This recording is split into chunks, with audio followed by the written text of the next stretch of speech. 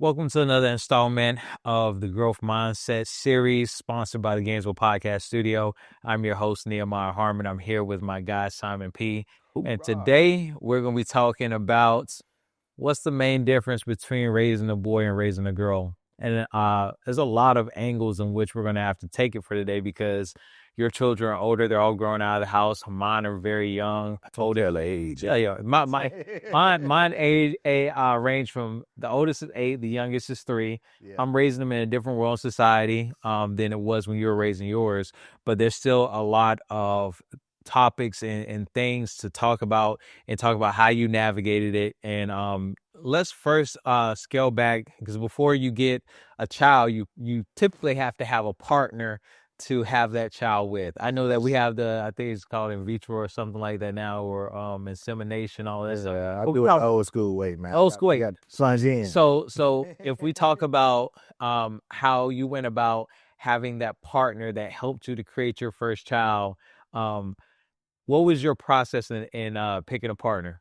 How old were you? Well, I was very young, so I want to say I had a process. What was the process? What was it? It was a process, getting very intimate.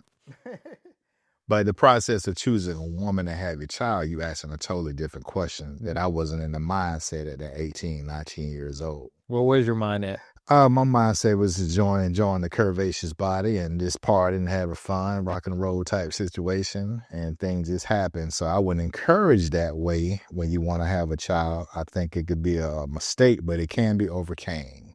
So I'm very grateful for my first. I don't have this one person that I've had a child with.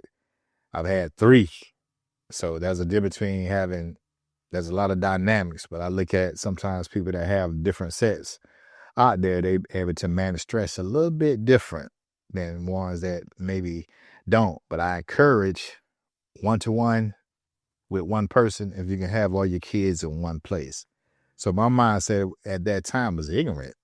You know, you following, you thinking that's cool. You wasn't there, even though my parents, who grew up in that time of pre-civil rights and post-civil rights, that they taught what they knew at that time, and that was this: don't go out there and get yourself in no trouble. So at that age, what did your parents tell you about sex? Pretty much to kind of wait till you get married, but it wasn't enough. Just like the influences of today is far greater, but sex has always been a great influence to get you started. It's a cool thing in some areas that I guess if there's less activities, less things to get involved with, sometimes you only find yourself with the other significant, and you make up a lot of that time that you're supposed to be doing some constructive activities to maybe smoking weed or either chasing the girls. That's what's cool at that time. And I think that's just universally across the board when you consider a hot teenager. Everybody's hormones are up at a young age, and that's an easy driver. But as far as learning how to pick one for your mate, that's a different story. That I was too ignorant to realize that I probably didn't understand all that stuff till later in life. So the cards that you were dealt, or in some instances chose, based on the knowledge that you had at the time, get a young girl pregnant. Do you remember where that interaction was when she told you that she was pregnant? Can you recall like how that talk came about? Did she just shoot you a text? Was the pagers back in the day? No text, no pages back then. It was just a call that, hey, you got it. And I was had just moved to New Jersey at that time, and they was in Florida. So I got the news. Of course, you're away, and when you're away, you haven't been there for a couple of days or whatever. The natural way is to be like, I just wait it out here, see what's happening. But, I knew I've been there. I had great parents that say this is part of being responsible. I'm going to hold you to be accountable. My mother let me know that her dad wasn't around, and my father let me know that his dad left him, that they won't be having that with me. So here's here's something that could be a little bit touchy. When you were given the news by a young lady that she was pregnant, mm-hmm. Did the thought cross your mind to ask her to get an abortion? No. Was that common back in that day? I'm sure it was, but that wasn't a thought on my mind. My thought was, wow, did I just mess my life up that fast? Or I'm not ready. Mm. But when you make the choice, my mother and father, no circumstances, I believe that the battle of the devil, they say, is in your choices. And I think God kind of subconscious give you that. I think every time you pull it down, that's a possibility. That's a possibility. But Were you practicing what we call safe sex at the time? I think everybody start off with safe sex. But you keep going down to the well more than one time, you want to get bathed. And once you take that bath, it's a different bath. And once you take that bath, man, I think you get very comfortable. You have these things that you saying, I got it. I can control it. So I didn't have no finger pointing. Me and my first baby mother, great friends to this day. I have my oldest son is very intelligent. I called him my future. That, hey, whatever I made up and didn't do, you got it for me. I disbelieve in him. So, then another part of it is you don't know if you ever have a child. Mm. See, that's the big question. You have some people that go along through life and you be like, man, you never had a child? So I was able to say, I know everything working. I know what I'm capable of down there, but you have corrective behaviors. Let's just say that. So, she's pregnant. You're away. She goes through all of the pregnancy part. At some point, she figured out she's having a boy. She tells you, "Hey, you got a little boy on the way." What's your feeling? Because at the time, you don't know if it's a boy or a girl. But at some point, you get word that you're having a son. What was it? I think I waited for that information and said I really didn't want to know. At that time, I had just kind of moved away from home. First time being out on, and all I thought about, okay, let me listen to my dad. You got your health insurance on your son. You need to be here for him, and you need to figure it out. Hey, my parents kind of wanted me to get married, but I was like, no, I don't want to get married. I'm sorry, but I don't want to get married. So they come from that generation that, they feel like if you touch it, you man enough to touch it, you should be man enough to marry it. Well, it started changing during that time. Well, let me put you in the hot seat. Go. A moment. Let me put you in the hot seat. Mm-hmm. So the young lady was good enough to lay down with, but you may not have felt that she was the right one to commit your life to. Why was that? I didn't want to be committed to no one at that time. That was a period of, I think when you transition just out of high school between 18 and 21, you need to find yourself a little bit. So I had a different exposure when I moved to New Jersey and a couple of states at that time. And those experiences I see differently now than before with their relationship. And that's not her fault. Nothing that she did bad. It's just that it was me. The commitment that's required of a marriage at that time. The only person I loved as a woman was my mom. So sometimes you have a strong woman in your life, like your mom. For those that are blessed, typically guys look for someone with a lot of characteristics of their mom. So let's just say for me, I didn't see everything what I need, but she was gorgeous to me at that time and moment. And I'm appreciative of the moment we shared to conceive a child. I have no regrets every time I did it. There's no regrets. All right, let me ask you this, and this is almost sidetracked from the topic, and we'll get right back on it. But something you said remind me of something my granddad. I heard my granddad say a long time ago. I remember we were sitting down in my granddad's living room. My granddad was a old country gangster, is what we used to call him. Yeah, old country. they the words of ones. That's smooth slow talk. Yeah. So one day we sitting there, and my granddad was one of the ones that, unasked, he would just drop golden gems of knowledge from his point of view. So this one day we just we sit in the living room, and this is what he says. She says to my mom, he was like, "Yeah, you love these kids, you love them unconditionally. He's like, my son, you got that Faucet love. You turn it on and off when you want to." And she disagreed. She was like, no. I said, he said, no. It's like, good woman. He was like, I got nothing to do. It's like, I'm just telling you, like your kids, he's like, you will always love them unconditionally. He was like, but man, he's like, the one you're married to, he's like, you got faucet love. You turn it on and off when you want to. And Yeah. given that analogy, Mm-hmm. what do you think about it? What do you think about how my granddad saw the world? I think from a son, when you have a son, I think the loving of a son and a daughter is a little different, but you do have the same love. Mm-hmm. Well, his was more so like as far as spouse, right? So the love that you have for your oldest son, Deontay, and the love that you have for your wife, like Deontay, his analogy is unconditional. No, it don't matter. It ain't no turning it off. I can't turn it off. It just, it freely flows. It's like, but the one I have for the person that I'm married to, what he would call as faucet love is like, you can turn that on, turn it off when you want to. Well, like I say, with the children, I do think every mother have unconditional love. You know, when it comes to spousal relationship, I do feel like sometimes women may turn it on and off every now and then. So you think granddad was right? I think granddad may be right. Let's just say the consistency of showing the love may not be displayed as much as they do it to children. That's just my experience. But however, for the most part, women of all ethnicities, when you pull that plug, I think they all have their love in certain ways. And that's why they stay. Because us men, we very, sometimes we can be very difficult and demanding.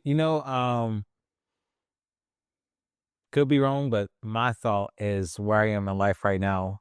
I think that women don't have to have, as far as the giving portion of it, they don't have to give unconditional love. Because a man would rather unconditional respect. So a man has to love a woman unconditional. Right. Like if you say I'm going to be married to you, in order for me to fulfill this commitment, I have to love you unconditional. Means no matter what you do, I'm going to continue to be loving towards you because I know it's something that you need. Do. Love out to be earned. What I'm saying though is, in order for me to fulfill my promise as a man, like if I'm married to a woman, right? Right. For me to provide and protect for her, I have to love her. If I don't love you, it's going to be hard for me to do my job. Does that make sense? So in that case, not quite. Not quite, because we're conditioned to think that a man has a role to provide and do, and a woman is to be the nurturer and the caretaker. We've been conditioned.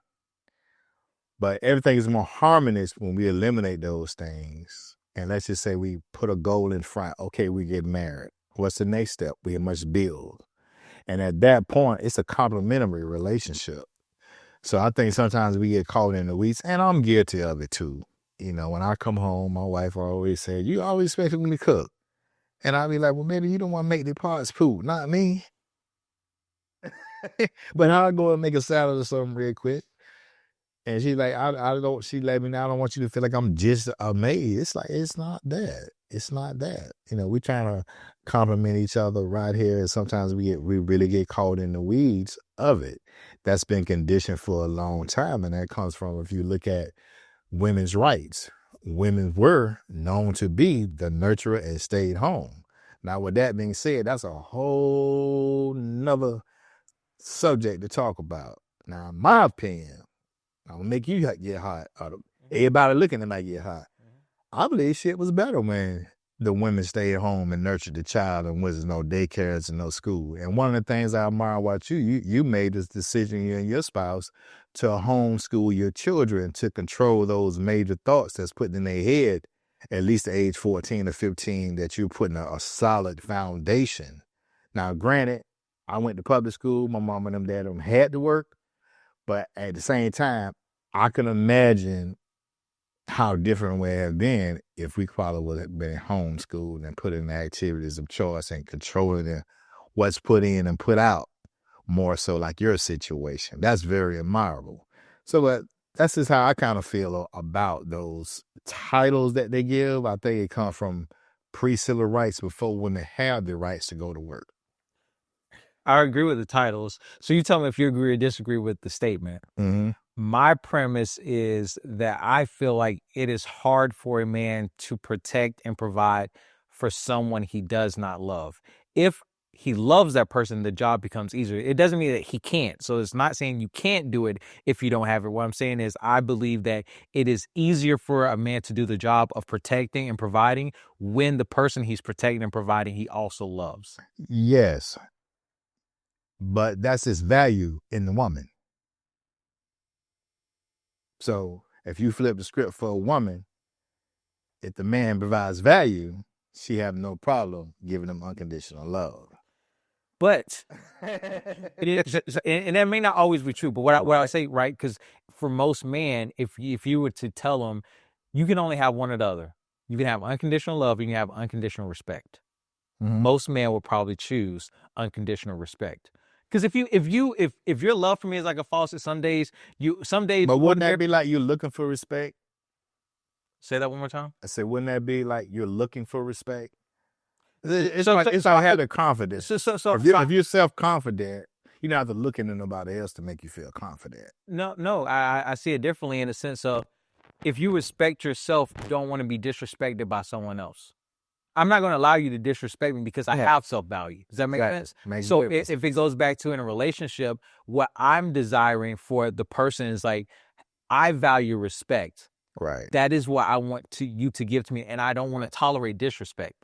For a woman, although a man wants to be loved and a woman wants to be respected. What I'm talking about, the value that is non-negotiable for most people, in as far as most men, right? Respect in my kingdom. Man to man, it's non-negotiable that I want you to respect me. I don't need you to love me. Like man to man, you ain't gotta love me. We can work together, we can do business together. I don't need you to love me. But it's going to be hard for me to work around you, be around you if you don't respect me. If you feel comfortable disrespecting me, we're going to have a problem all day long. If you say, I really don't like you. But part of love is respect. I agree. I agree. But and the respect that you have, it's like when you asked earlier, what are some of the things you look for to make you want to get married? It's going to be respect, but on vice versa. So if a woman gives respect and a man gives respect, it's what's the next step after that. But I can understand that your personal view is I value respect. Don't matter who it is, whether it's your spouse, whether it's your co-workers, whether it's your co-business partners, whether it's an employee of yours, or whether it's people who you're working with, even a client that you may serve. If there's no respect, you may not service that client. So respect is very heavy weighted, and it is needed. It definitely is needed. So I can agree totally with you that most men, if all, want respect, but vice versa. Vice versa. Now the love part and me, I've been on my second rodeo with a marriage. Now, this is my personal belief. I just believe love is built with time. So let's look at it from the perspective of expression, right? Because if I was to pull back a layer and say it like this, right? You could never know my measure of love for you because it's mine. I possess it. So you couldn't tell me how much I love you. You couldn't tell me how much I respect you. It's measurable. Only so in your actions, though. Right?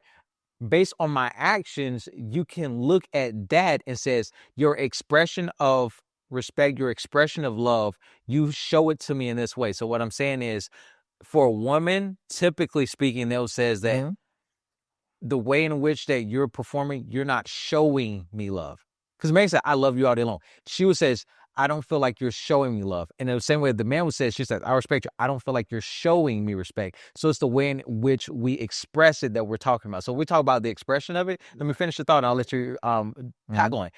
If we talk about the expression of it, if you look inside of a relationship, I would imagine from my perspective, it's going to be very hard for a woman to be in a relationship with a man where she does not feel like he shows her love.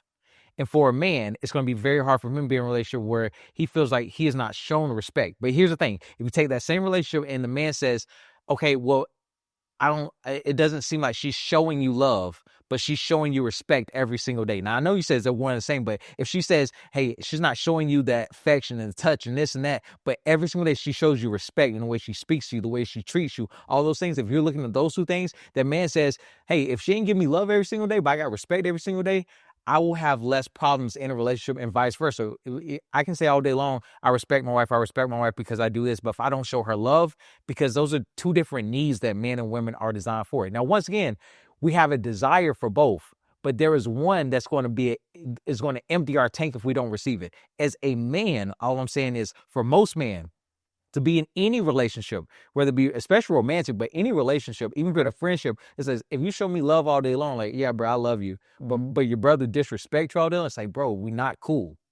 And vice versa, two female friends where it says, oh, I respect her, but she doesn't show love to her. It's like, you're not showing me that you love me and you care for me, you want to listen to me, you want to spend quality time with me, all those things. She's like, this doesn't seem like a real relationship to me. Right. Because the actual needs of the functions in which we have to give, going back to the core of value of what I'm saying, for a man, which is what society's telling us to bring to the table, protect and provide.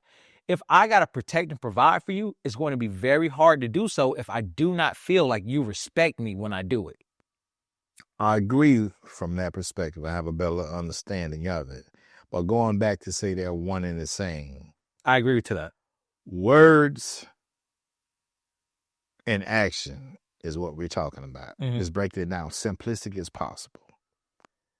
So the words you speak with your significant other or whatever the relationship is, it'll help determine those layers of respect you have for a person. And I've learned that as well. I've said, hey, I love you, but let your action show it. Because I may not be able to express myself as good to my significant other or relationship. I've had situations where I saw a banker a while back, and it's from out of nowhere. And he says, hey, man, the first time I met you, you was a storm. I'm like, what? Yeah, you was a storm, man. I mean, you talked to me abrasive. I'm like, well, why you didn't say nothing? I said, I don't know what frame of mind I was in. You bringing back stuff in the past that I don't even know nothing about. He said, well, it's just different now. I didn't like you at first. I said, well, I never knew. I said, but that don't stop what I'm here for today. Let's get to the business I'm here for today. But it stuck with me because after we finished, I said, what was it? He was just like, I think you were just abrasive and demanding. I said, yes. It's a banking relationship. I'm a customer. And at that time, I didn't feel like he was meeting my needs. So I had to take him down the road as well. Say, did you hear what I said? I feel like you wasn't trying to meet my needs. So that is just as heavy as what you're saying now. Yeah. That part of my needs, like I value and love you by trying to protect and do all I can for you. However, you're not showing this appreciation. Like I'm going out in all the weather elements. If it's a tornado, I still got to go. If it's hot and humid, I'm still going outside. If it's a hurricane, I'm still going. When the bills come in, I'm still doing everything. When everybody getting new clothes, I'm the only one smiling but don't have clothes, but everybody is happy. So you're showing that. So for her actions are different when you don't feel the respect.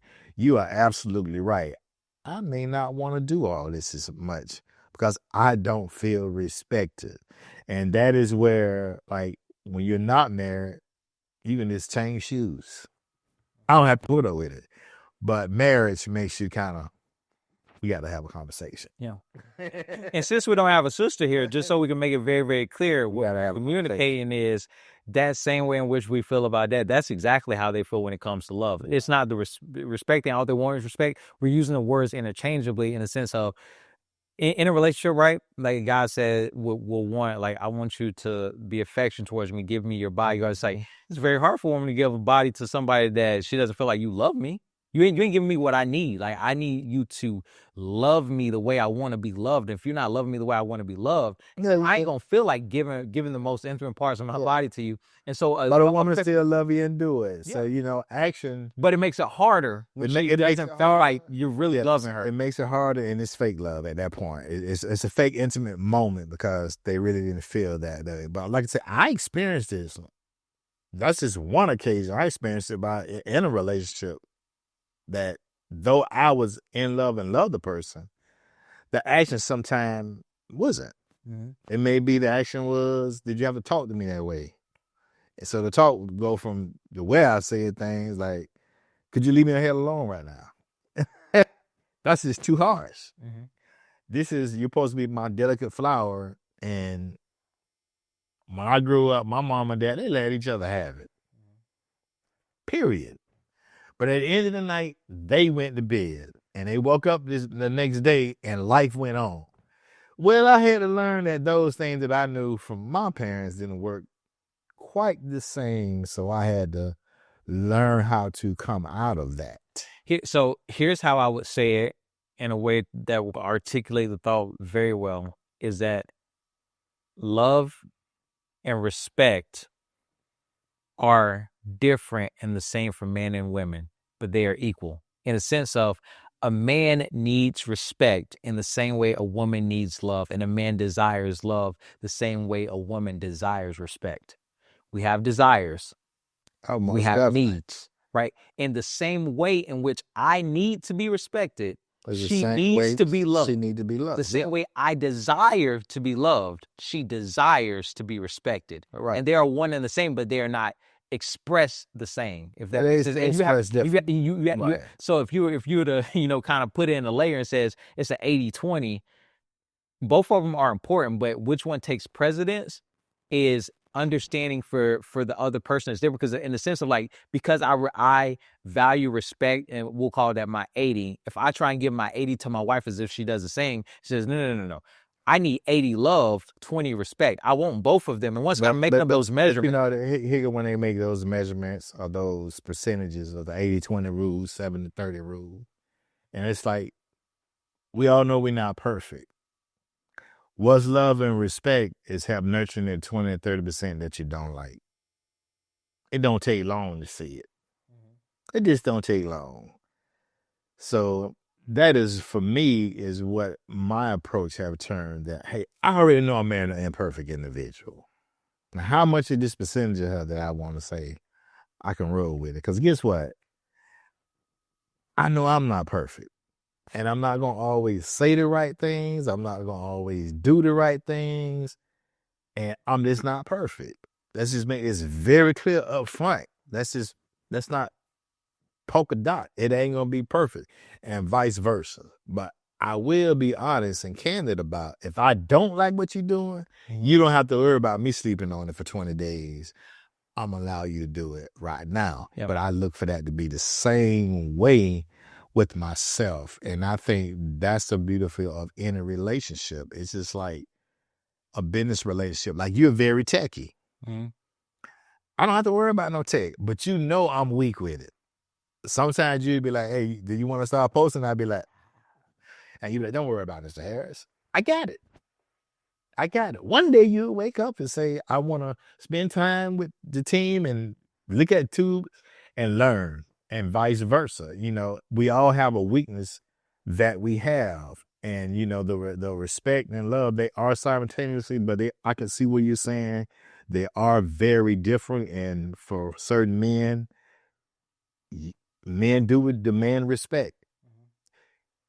For me, my respect more comes so that when I leave my home, I don't like to be disrespected.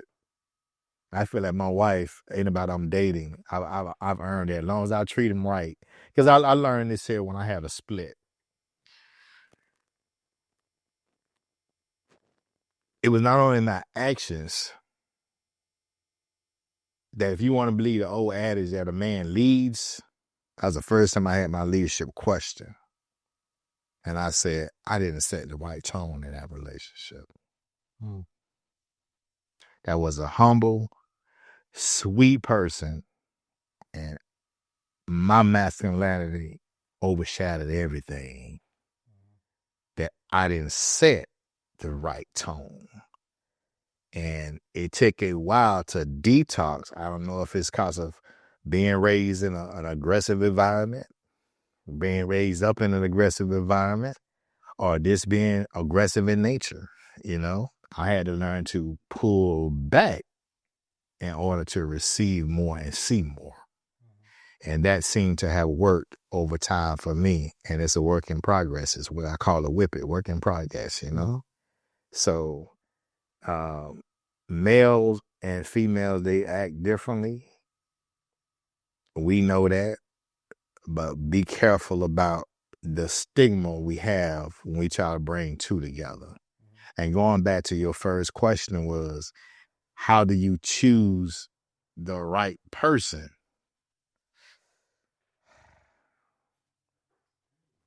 That's experience with love. That's the experience. And the experience comes with the time. Because every time you change the shoe, they're going to fit differently. In addition to them fitting differently, you got to adjust again. So if I was to throw one last analogy at it, I would say this. If you had chicken and beef, right? I like chicken, you like beef. Hamburger. Right? Because I like chicken, that does not mean that you like chicken. And so although if you realize that what I like and what I desire and what I want is chicken, you give me chicken. And I give you beef. But if I don't understand that, what happens is I like chicken. Since I like chicken, I want to give you chicken, because when I get chicken, I feel loved. And when I give you chicken, you should feel loved. Now I'm frustrated because you're not feeling love or respect when I give you chicken. But reality is you want beef, not chicken. But here's the thing. Beef and chicken are both meat. Beef and chicken are both protein.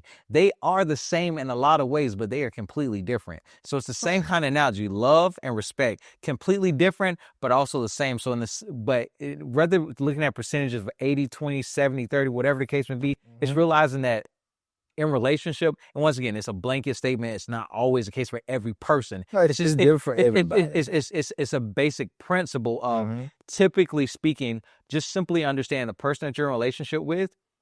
If they value the respect, that respect is love to them.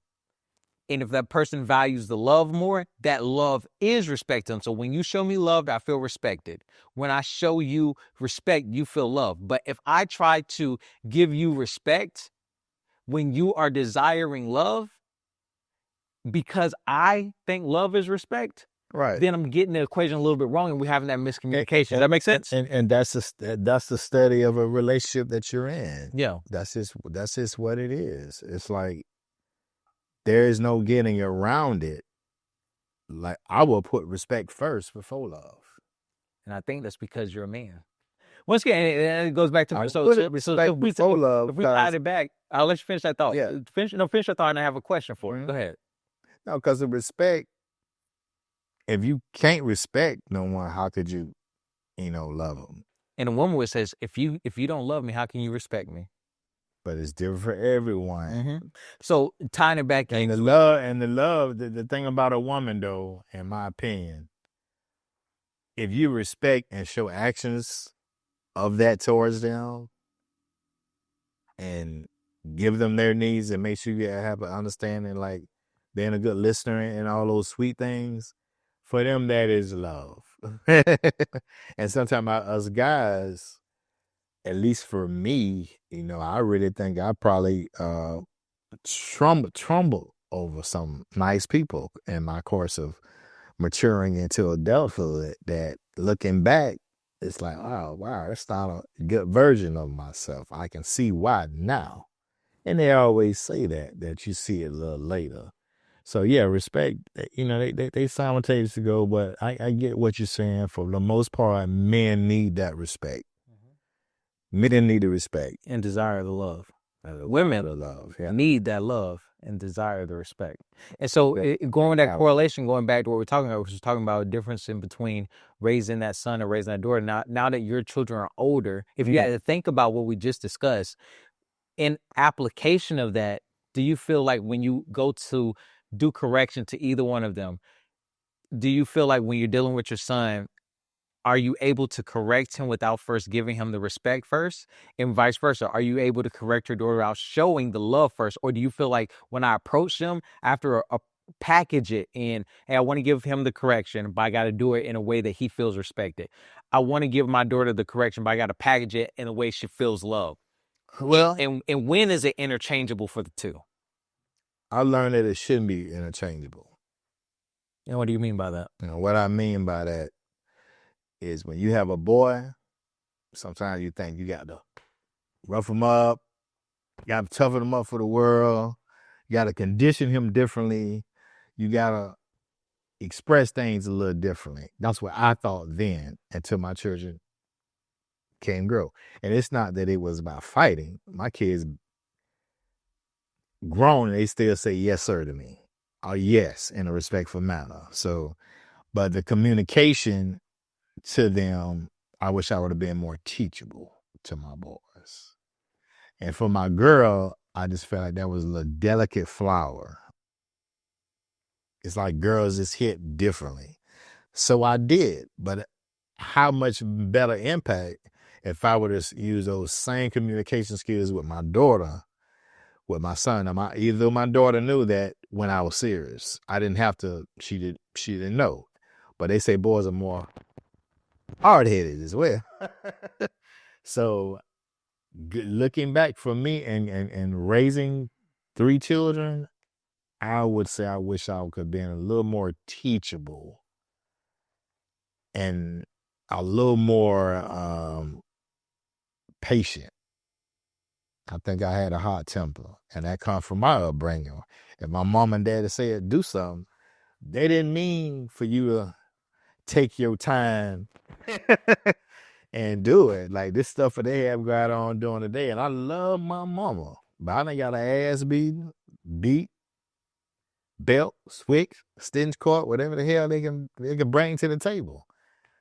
But I understood why. I was hard headed too.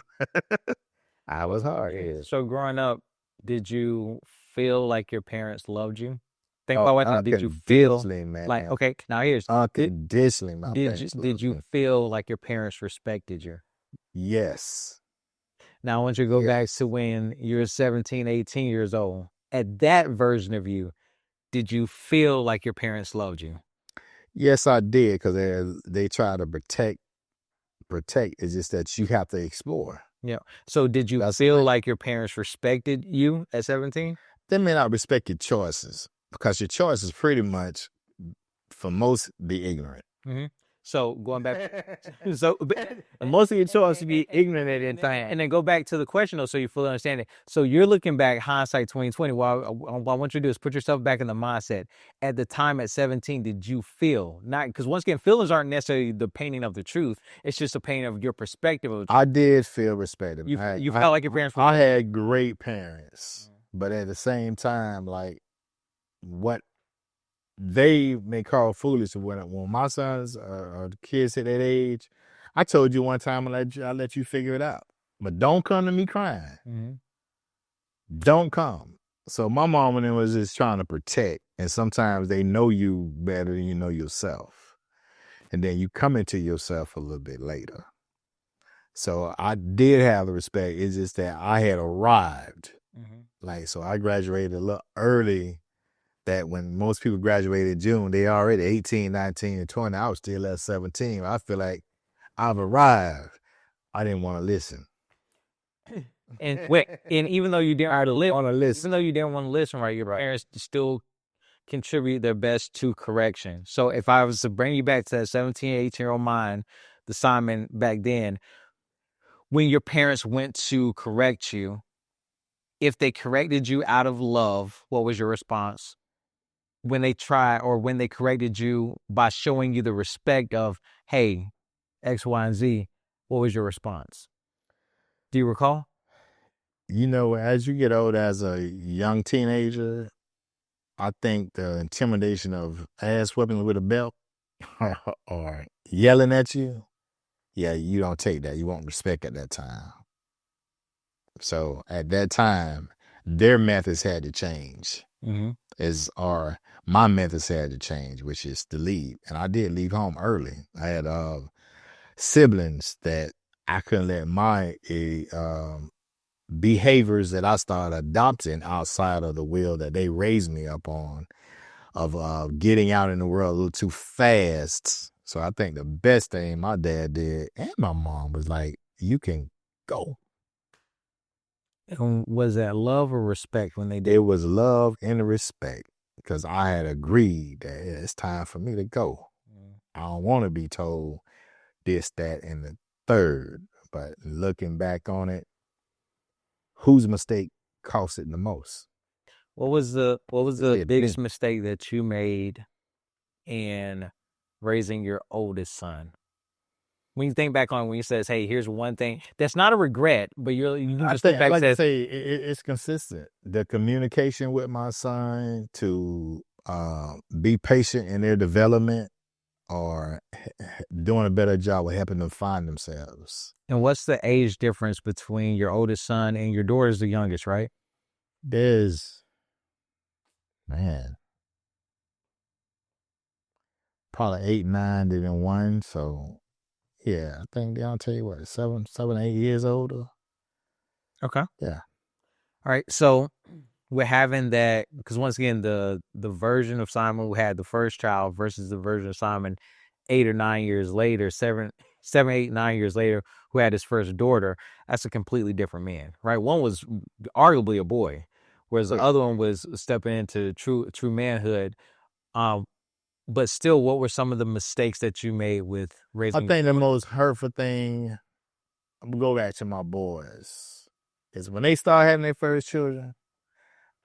I don't want to yell and scream at my children like I'm gonna try to teach them different. So I was like, oh, that's a reflection of me. Okay, So that you're right. that's what your My boys told you.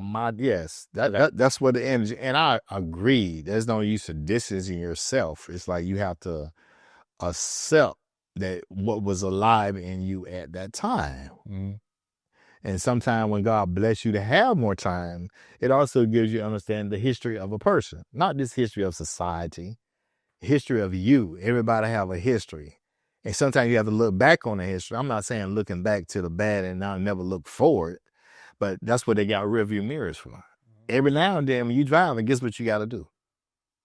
The bet. You got to look back. There's no car made that you can't look back sometime. So there was a learning moment. Now I love my 2 boys. I'm proud of my children. It's like I did that.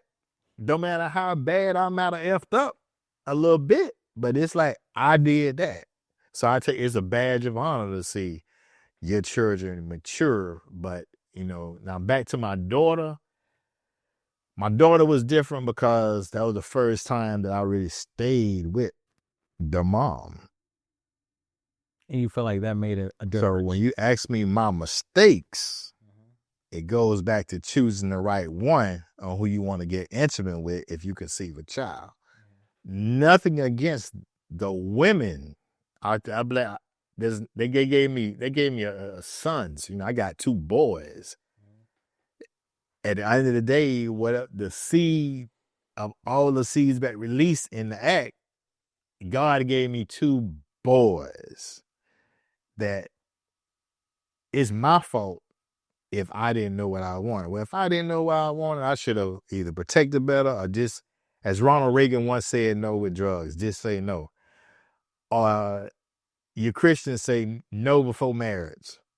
I had that choice. I didn't know. I did not do that.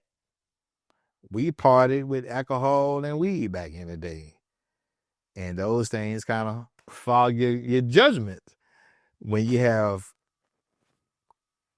me female and male bonding at the same time. Sometimes you don't think about all this procrastination stuff. You just living. It's interesting. You just living. What's interesting based on your answer, if I was to pull it apart, is when you think about the mistake of raising the child, it didn't start with the lessons that you taught or the reactions that you had. You think that the decision was made on how you went about procreating to have the child. Yes. And I thought that was very interesting because you said that played a major part in the way the child would have been raised regardless. Because 2 is better than 1. We have mother and father. So we use these negative words called stepchildren. How you think the child feel when they call stepchild? They don't feel like a legitimate one. They don't feel like a legitimate one, right? If you don't have the mother or vice versa, whether the child is in your home or the child is the mother home. Can the child get raised? Yes. All I'm saying is having a mother and father to experience it. I had my two boys weren't able to kind of experience that. So it's damage from that. Don't care what nobody say. Nobody say. So in your case, you made a decision early to get married, and you got married, and you've been with your spouse. You had all your kids under one. Now, do you want to start over with someone else? Nope. Mm. You know what's really funny? But what's really funny is I used to work at Publix, Right. and there was this guy who would come in, cool dude, cool white dude, and he was super funny, and he would always tell a story. Like he would come, I worked in deli, he'd come in, he'd tell a story, and he would end the story. It would always be a funny story. He'd end the story was like, but that was my second wife, and that was my third wife. I think I got married like 6 times. And he would tell the story, and then he would tell me which wife it was. And I remember telling one of my friends, Jeremy, that worked there with me, I was like, man, that dude is so cool. He's so funny. I was like, but man, I was like, one thing I don't want, I was like, I don't ever want to have to say that was my second wife or third wife. I say, nah, man, I just want to have one and done. Hey, initially, everybody start out like that, Everybody start out with wanting that. Who don't want to have a perfect life? It's just you lifing. You lifing. I ain't here to blame society. I don't want to blame my mom. I don't want to blame my dad. Because at the end of the day, my mom and dad never was in the room when I did what I did. They never was in the back seat when I did what I did. They never was around. Those are my choices. Let me ask you one thing. When you think back as an observer of your parents' relationship, if you were to pick one word that you think was their key to success to stay in a committed relationship, and when I say committed relationship, is like they did to death do his part, right? Your mom and dad. Mm-hmm. So that's what I'm calling commitment. Commitment, death to his part. If you were to say one word that was their key to success based off of your observation, what did your parents have in their relationship or possess in each other's character that allowed them to accomplish to death do his part? When, as you said, many were not able. Yeah. Being compromising. Just the one word. It's a give and take, compromising. All right. Before we leave, I want you to give the people one way they can learn to be compromising in a relationship with raising their sons and daughters. One way, let me get the question right. Mm-hmm. One way that they can compromise. Can be compromising. Not just compromising, but be compromising in raising their sons and daughters. I think I mentioned that earlier. We be so attached to our kids when they're born. But as soon as the doctor hit them on their little spank and they say when, they start their life. They're growing based off what they're hearing, observing, and seeing. And if you're blessed with parents, you're going to be there. It goes back to patience. It goes back to patience. You ever heard this saying? Well, that's the way we did it back in the day. Yep. Well, this is this day. Mm-hmm. And you said it earlier. What was the different environment when I had my child and when you had yours? Different day and time. Mm-hmm. Y'all have way more information. Well, just imagine the kids of the day with the information. Now, if I had kids today, be no TV probably. It'd be very monitored and I'll have no gadgets. We're going to learn how to build relationships. You're going to be dealing with people all your life. We're going to learn how to trigger the emotions in a positive way. You're dealing with an emotional beings when you leave out. You don't know if the guy you stepped on a toe saying, I feel like killing somebody today. When you step on that toe and he reacts, raw, what are you going to say? Mm-hmm. So this newer generation in this day and time, they're really lacking social skills, bro. Yep. It's too much time. And I know that because when I look at my little iPhone, I'll be amazed it said you had 7 hours on the phone. I ain't had no damn. It's like, So I'm like, I don't want the phone. I said, I can't believe I had 7 hours. Now just imagine a child these days. That's good. The robot raising them now. That's good. Hey, it's been a great segment, and we're going to bring it back to another one. If you've enjoyed this segment of the Growth Mindset sponsored by the Gainesville Podcast Studio, make sure you tune in for the next one. Simon P. and Nemo, we're going to be back in here talking some more, giving you some more golden nuggets. Like, share, and subscribe, and grow with the Gainesville Podcast. This is Simon P. We out. We out.